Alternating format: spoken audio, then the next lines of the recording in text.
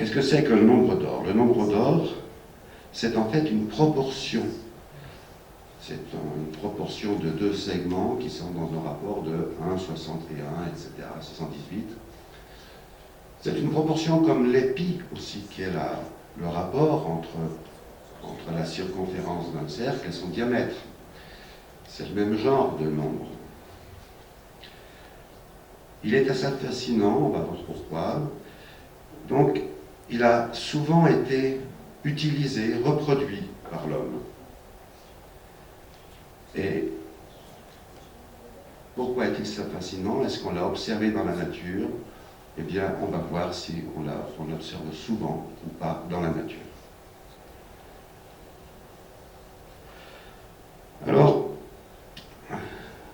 ça remonte, cette notion de proportion, à Euclide, 3e siècle avant Jésus-Christ, qui a décrit une drôle de proportion, c'est-à-dire il a exprimé que le segment A est à B, ce que A plus B est à A. Donc, quand on a des segments dans cette proportion, ça s'appelle des segments d'or. En 1445, on est à la fin du Moyen-Âge, à l'époque où la religion est omnipotente, tout est à rapporter à la religion, et c'est pas pour rien que Pacioli, qui était un moine professeur de mathématiques, en 1445, a remplacé la proportion d'Euclide par divine proportion, lui conférant donc quelque chose non pas de plus, en plus d'être fascinant, de sacré. Puis le temps a passé, et puis un Allemand, Zeissing, donc en 1850, a voulu faire perdre un petit peu ce caractère religieux tout en conservant l'aspect sacré. Et il l'a appelé tout simplement le nombre d'or, Phi. Phi comme Phidias, qui était le constructeur du Parthénon, et au 5e siècle avant Jésus-Christ, et en son honneur, donc Zeissing, qui était un philosophe, un psychologue et un grand mathématicien, et botaniste en plus, en hommage à Phidias, a appelé ce nombre d'or 1,618 Phi. Alors, naturellement, si on en revient au segment,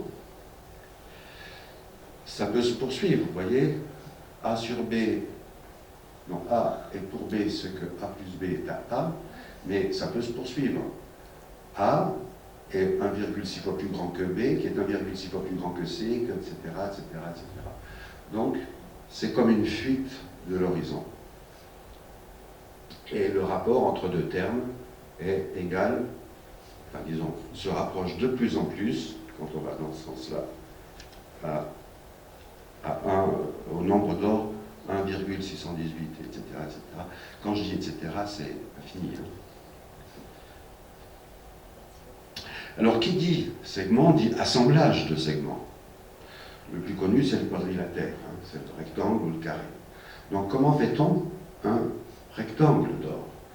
Eh bien, on prend un carré, et à la moitié d'un côté, on va tracer une droite qui va dans un angle opposé, dans un des angles opposés, ainsi. Puis, on prend un compas, on met la pointe ici, le crayon là, pour faire un arc de cercle. Et cet arc de cercle va définir, quand il va croiser le prolongement du côté du carré d'où est parti le trait, il va croiser et ça va faire un rectangle. Et ce rectangle, en fait, étant donné qu'on l'a construit comme ça, B est 1,6 fois plus petit que A. Donc il s'agit d'un rectangle d'or. En fait, qu'est-ce que c'est un rectangle d'or? C'est un rectangle qui comporte un carré et le reste, c'est aussi un rectangle d'or. Puisque A, on le retrouve ici, et A sur B est égal à 1,6. Mais, puisque ça, c'est un rectangle d'or, on va pouvoir mettre un carré puis il restera un autre rectangle d'or plus petit. Voilà. Puis il n'y a pas de raison de s'arrêter. On continue, nouveau carré, nouveau carré, nouveau carré, etc. Donc en fait, un rectangle d'or peut être décomposé en carrés successifs, mais il restera toujours un petit rectangle d'or. Cette décroissance de carré, on peut la représenter par un arc de cercle. Il faut former une spirale. Spirale, et chaque carré. Voilà. C'est la spirale d'or qui est inscrite dans le rectangle d'or. C'est une spirale logarithmique parce que chaque partie de la spirale représente la même chose mais en plus petit. Mais ce n'est pas la seule façon de faire des spirales logarithmiques. Qui dit assemblage de segments, on pense aussi au triangle. Alors, un triangle d'or, c'est un triangle isocèle, c'est-à-dire qu'il y a deux côtés égaux, dont les longueurs des côtés, mais cette fois-ci la base par rapport à un des côtés, sont dans le rapport du nombre d'or. Le nombre d'or est égal à A plus B sur A, bien A sur B. C'est-à-dire que si on porte sur la base la longueur des côtés, on va la mettre là, il va rester un segment 1,6 fois plus petit. Mais à partir de ce segment, on va pouvoir faire un autre triangle d'or, puisque ça sera A sur B. La base sur un des côtés. Et comme on a un autre triangle d'or, on peut en faire un troisième, un quatrième, etc., etc.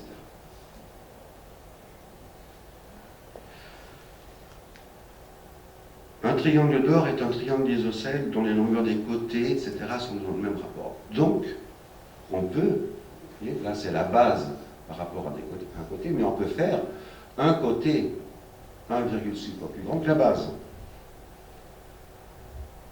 C'est-à-dire celui-ci.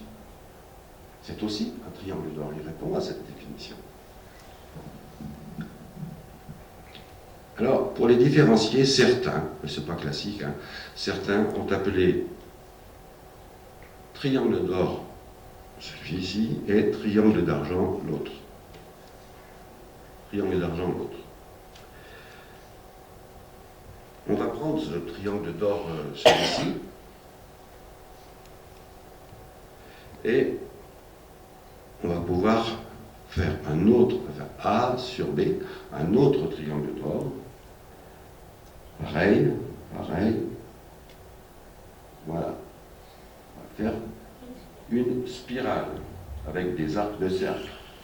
Et ces deux spirales, celle du rectangle et celle du triangle, sont deux spirales d'or ou d'argent, mais elles ne se ressemblent pas. Vous voyez, c'est la même, c'est inscrit dans cette hauteur, mais on voit que ce n'est pas la même forme du tout. Pourtant, ça s'appelle régulièrement des spirales d'or.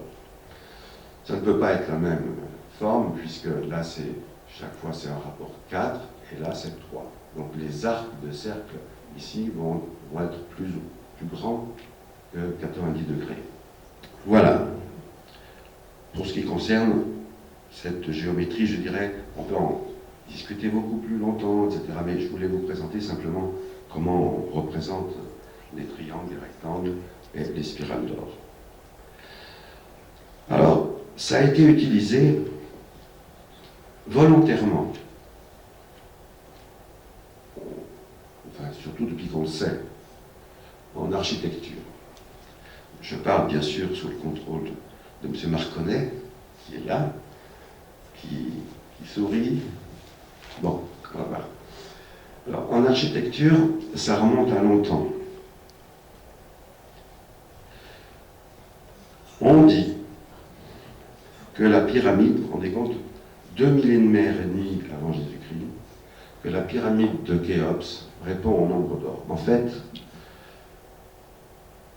c'est probable, puisqu'il y a beaucoup de gens qui le disent, qui ont étudié, qui sont spécialistes des pyramides, mais je n'ai trouvé qu'en fait qu'une grandeur, qu'un rapport, c'est le rapport de la droite qui passe par le milieu d'une des faces de la pyramide sur la moitié du côté, c'est-à-dire en projection là, C sur A, c'est égal à phi. Ou ce qui revient au même, la hauteur de la pyramide portée au carré, et multipliée par elle-même, est égale à la surface d'une des faces. Donc c'est suffisamment prégnant pour qu'on dise la pyramide de Khéops représente le nombre d'or. Enfin, on retrouve le nombre d'or dans la pyramide de Khéops. C'est la plus ancienne, mais plus proche de chez nous, on revient sur Phidias, moins 450 ans. Phidias, constructeur du Parthénon, qui trouve des rapports de nombre d'or dans le Parthénon. Si vous mettez la barre DC, vous la décalez jusqu'ici, jusqu'à la première marche, puisque là je pense que c'est une erreur, vous avez bien la largeur du Panthéon est construite dans un rectangle d'or. Puis, on trouve aussi un triangle d'or. C'est le toit avec, si vous voulez, l'écart de la longueur du toit. Donc, un rectangle d'or, un triangle d'or. Zeissing a dit Phidias, c'est l'origine. Donc, on va l'appeler Phi, ce nombre d'or. Alors, évidemment, c'est dans l'art roman qu'on trouve le plus souvent le nombre d'or. Et je dirais que ce nombre d'or, là, il est vraiment employé sciemment. On ne le retrouve pas. Alors, le plus connu, c'est la cathédrale de Dol de Bretagne.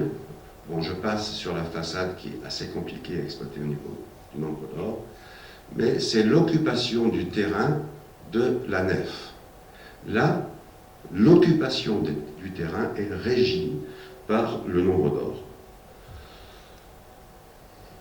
Vous avez cette occupation du terrain partagée en un rectangle d'or, un autre rectangle d'or et un troisième qui entoure la partie centrale.